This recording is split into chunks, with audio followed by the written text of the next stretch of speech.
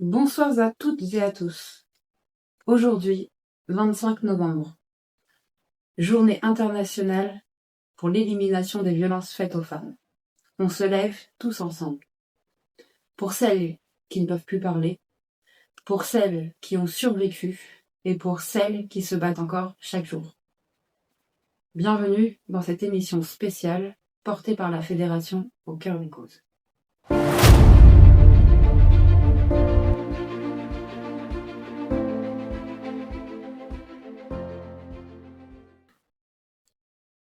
Nous sommes debout pour toutes celles qui ne peuvent plus témoigner. Je porte la voix de toutes ces femmes réduites au silence. Plus jamais ça.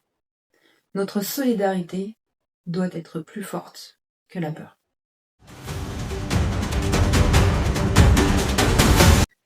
Les violences conjugales, ce n'est pas juste des coups, c'est aussi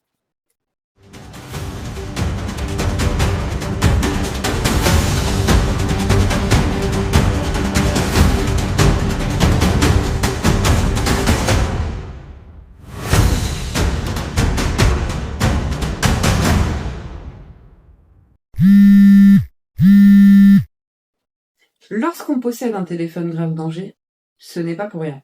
C'est que nous sommes en danger. C'est notre bouclier, une ligne directe vers les forces de l'ordre. Un seul bouton et les forces de l'ordre sont alertées que la vie d'une femme est en danger. Mais quand il ne fonctionne pas, quand il est cassé, ou quand il faut attendre des mois pour en avoir un, c'est tout un système qui échoue. Des mois sans protection, des mois de vulnérabilité imposée. Et pourtant, ce téléphone est censé sauver des vies.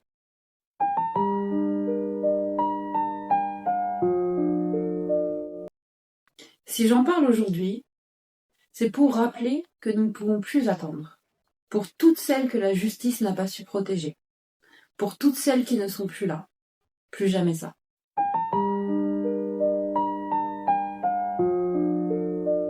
J'ai un téléphone grave danger. Il est cassé.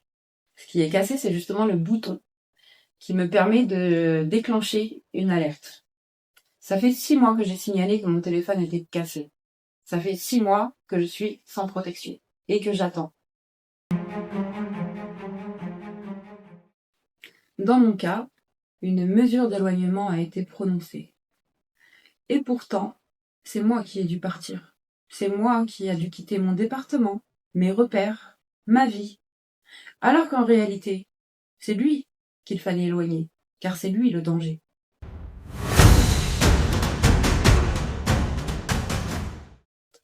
Protéger les victimes, ce n'est pas les déplacer. C'est pouvoir garantir qu'elles puissent rester en sécurité là où elles vivent.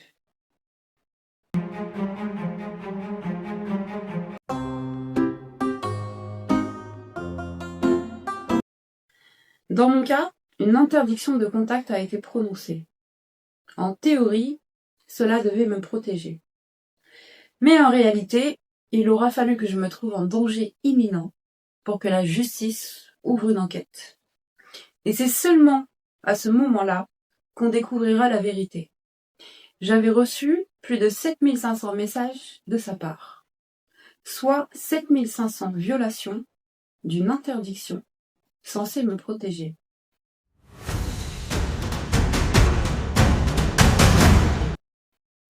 Voilà ce que vivent trop de femmes. Des mesures sur papier, mais aucune protection réelle. C'est pourquoi ce soir, je tiens à rappeler que toute interdiction de contact doit être contrôlée, respectée et sanctionnée. Sinon, ce n'est qu'une illusion de protection.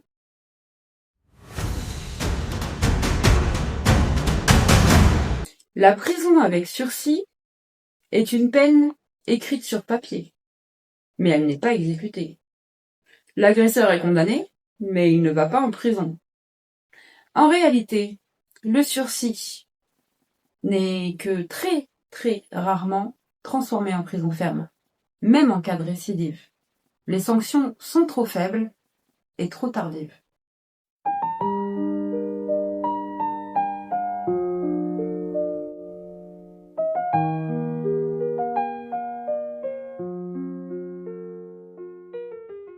Et cela va provoquer chez les victimes un sentiment d'insécurité permanent. Il faut que la justice cesse de minimiser les violences conjugales avec des sanctions symboliques.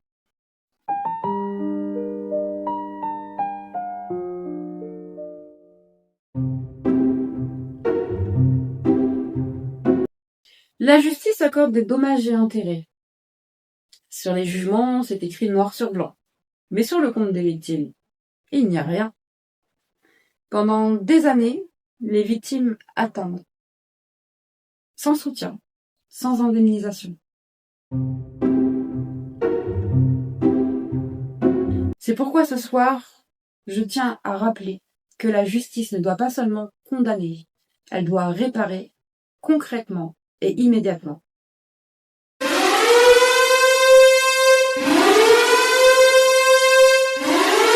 Quand on est victime, on subit déjà une première peine, celle des violences. Puis à cela s'ajoute une deuxième peine, celle d'un système judiciaire qui ne protège pas. Et bien souvent, une troisième peine, celle du placement des enfants. Lors de situations de danger, plutôt que de protéger la mère et de neutraliser l'agresseur, on vient arracher les enfants du parent protecteur. Voilà la troisième peine. Violence, abandon, séparation. C'est pourquoi ce soir je tiens à rappeler que protéger les enfants, ce n'est pas les arracher à leur mère, c'est pouvoir leur garantir une sécurité, une stabilité, et surtout pouvoir les laisser grandir avec le parent protecteur.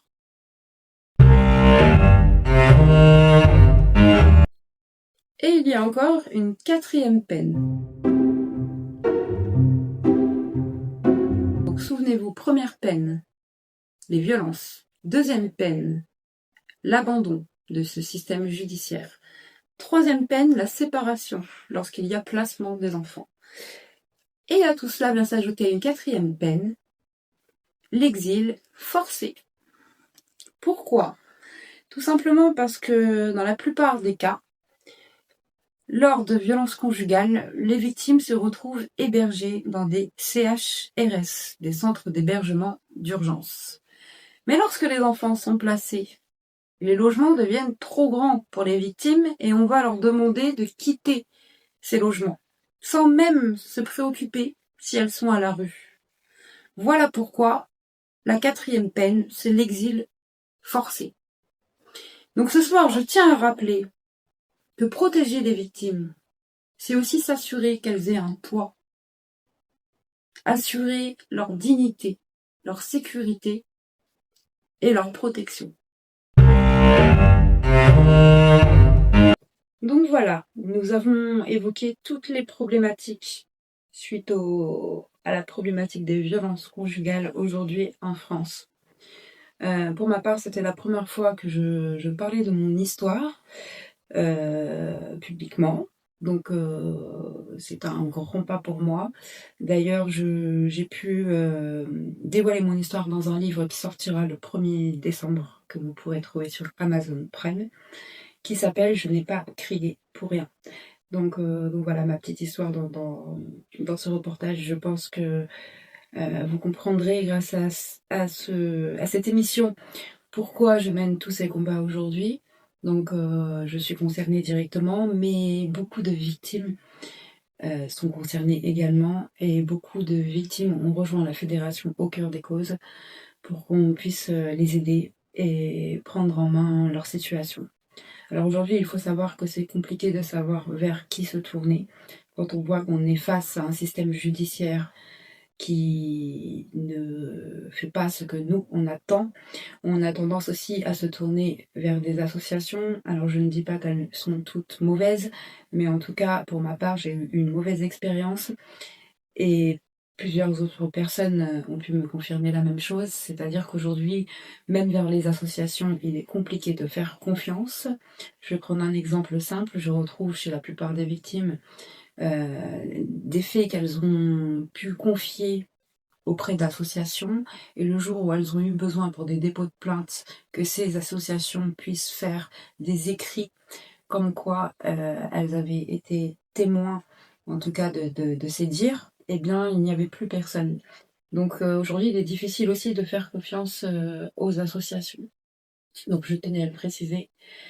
Les avocats pour les violences conjugales, c'est compliqué aussi de trouver un bon avocat. Je vais laisser la parole à Maître Hamas qui nous a laissé un petit message et à d'autres personnes que je vous laisse découvrir juste après. Et je compte sur vous tous pour se mobiliser, c'est vraiment très important. Il faut se mobiliser et c'est pas demain, c'est maintenant. Merci.